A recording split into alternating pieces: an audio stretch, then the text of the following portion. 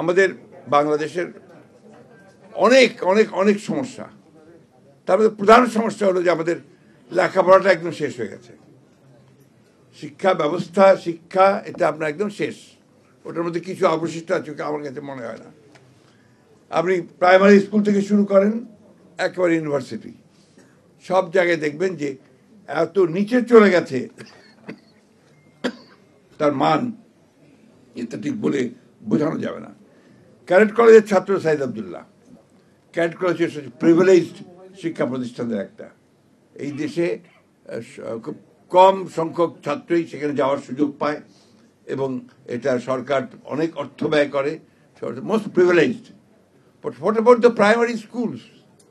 একেবারে সেই কুড়িগ্রামের চরের ঔমারির চরের মধ্যে প্রাইমারি স্কুলটা বা হাই স্কুলটা, সেখানে কি শিক্ষা পাচ্ছে, কি ব্যবস্থাটা আছে, সেটা কিন্তু আমরা অনেকেই জানি না। এই যে আপনার সারা দেশে অসংখ্য শিক্ষিত বেকার, এটা তো একটা বড় সমস্যা। এটাকেও কিন্তু আমরা কেউ চিন্তা করছি না।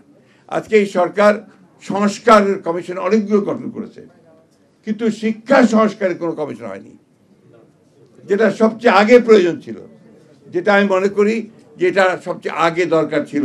গোটা প্রবলেমগুলোর মূলে ওই জায়গাটাই।